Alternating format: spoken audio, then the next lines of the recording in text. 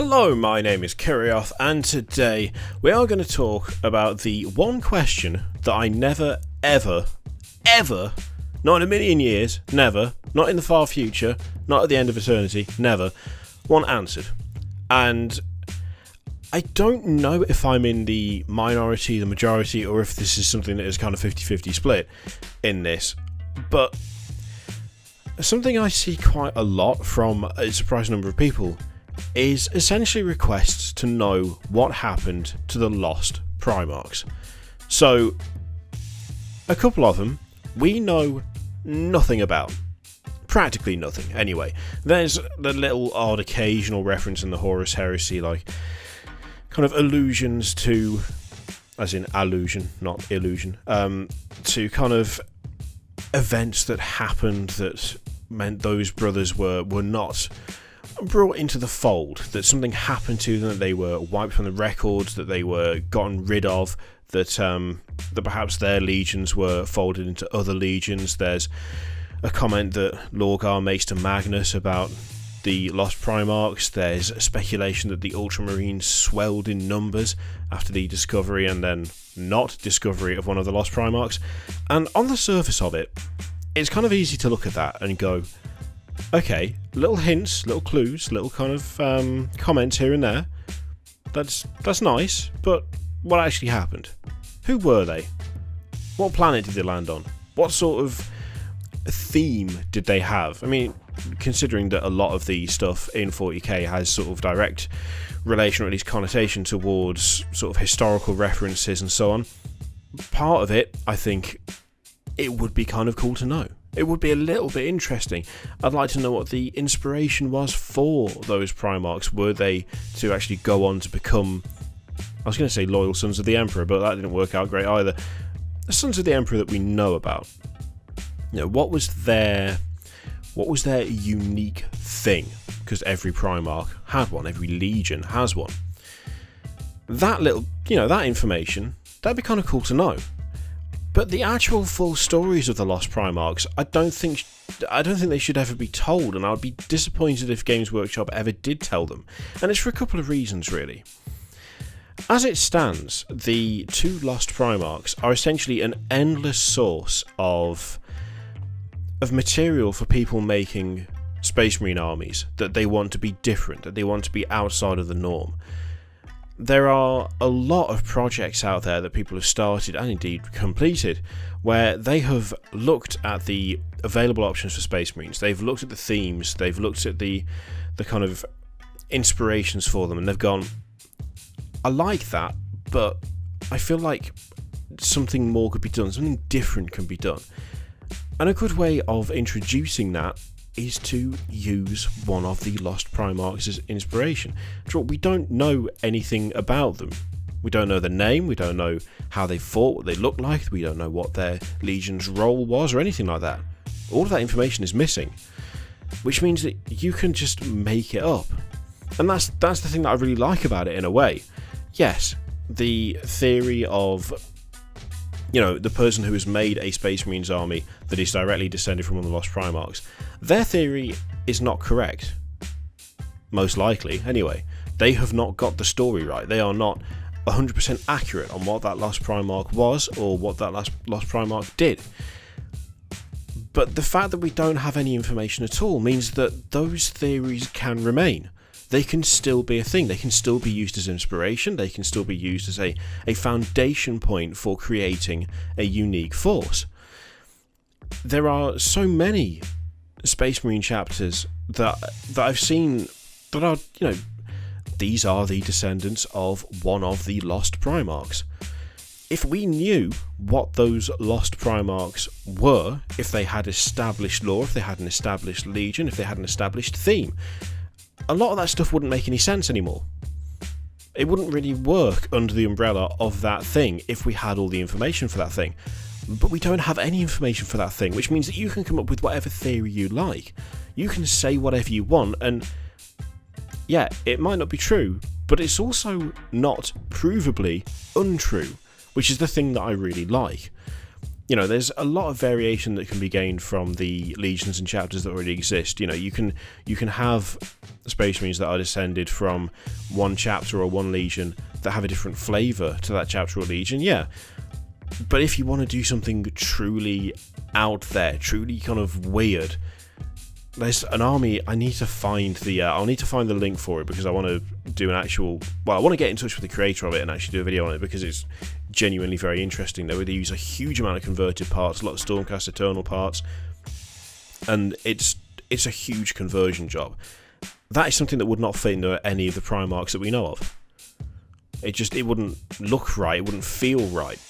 But because it's based on something that we have no information on, you can get away with it, you can do it, and it won't look off. It might look crazy, it might look out there, but what have you got to compare it to? Where's your source material? Where's your reference material? Well, there isn't any. So as soon as that explanation is given, it goes from being, the hell is that, to, oh, that's actually pretty cool. So it's an endless source of inspiration for creating things that are completely out of left field, that are totally different to what you'd expect to see from a Space Marine chapter, which is awesome. There's also the fact that at this point, as far in as we are with the Horus Heresy series, and with all the information and lore that we have regarding those events, with everything that we have stockpiled in terms of knowledge of the Primarchs themselves,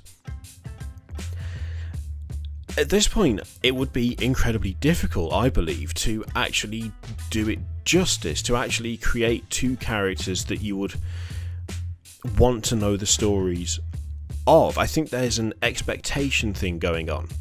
No matter how well they were written, how well they were described, how brilliantly their personalities were put together, no matter what their stories were, there would always be people who would have a clearer and better and more interesting idea as to who these lost Primarchs are in their heads. Actually creating that story and putting it out there would, I think, probably disappoint as many people as it would satisfy, which is never a good thing. It's one of those things where it's been left alone for so long, and it's been a source of speculation, of mystery, of, well, just kind of imagination spawned from ignorance almost, that to bring them to life, to write stories about them, to say, here are those people that you knew nothing about, this is how they work, there you go. I don't want to know that anymore. It's been way too long. There's been so much built up, there's been so many theories, there's been so many minor comments by other Primarchs, there's been so many little references in different books. How do you do that justice? How do you actually do those stories enough justice that they are satisfying to those who have wondered for so long? I mean, if you made them too powerful for the Emperor to control, well, that would clearly be Mary Sue-ish and a bit awful. If one of them was like weak and therefore not worthy of the title, well, that would just be disappointing, because the Emperor's sons are anything but weak, physically at the very least. There's so many different directions they could go, and so many different directions they could be taken, but I don't think any of those directions would ever really match up or be truly satisfying compared to what you could imagine by yourself. And I think that's an important thing for a lot of fiction, whether it's 40k, sci-fi, fantasy, whatever. Leaving gaps in knowledge, I think, plays a huge part in building up the universe overall, in building up the story overall.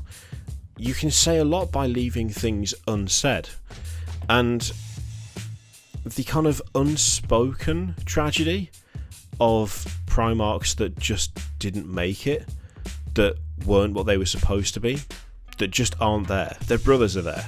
Their brothers are all there. Half of them might have turned traitor, but they prevailed. They were at their father's side to start conquering the galaxy. But out of those brothers, there's a couple missing. the fact that you don't know why they're missing, the fact that you don't know who they were, what they did, that to me is a lot more powerful than any story you could actually write about them, because it sets no expectations, it sets no limit on what that could be. It could be anything to anyone, the reasons as to why that was the case. That is far more valuable, I think, than just saying, oh yeah, he was just pathetic and so he died. Like that's not a satisfying end.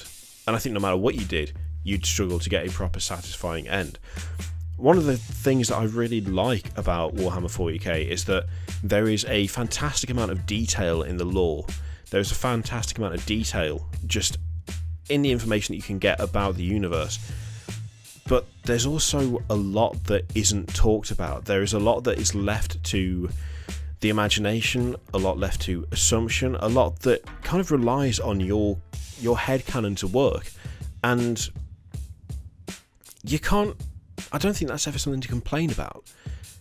I think those opportunities almost need to be taken when they present themselves, that you kind of look at this universe as a whole. The missing bits make it just as interesting as the bits that you know about. So the Lost Primarchs, they're an amazing kind of potential story. They could have amazing backgrounds, they could have amazing personalities, they could have faced great tragedy. But we don't actually know what any of that is, and that makes them more compelling, more interesting than if you did know.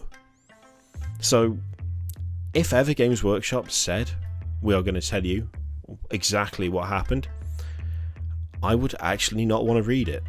I would prefer to keep that speculation there, to keep that ignorance there, just because it makes everything else just that little bit richer. Anyway, that is today's ramble.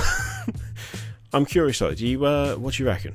Would you actually like to know, or would you prefer to just keep it in your head, speculate instead, or just not even speculate, just accept that is not there, that is not something that you'll ever know, and you're satisfied with that? Let me know in the comments below, because I think there's probably a decent split between those who want to know and those who don't. So yeah, let me know what you think in the comments below. In the meantime, feel free to click videos, Patreon, subscribe, all of that stuff. Click it if you like, don't click if you don't want to, and I will see you for the next one. Toodaloo.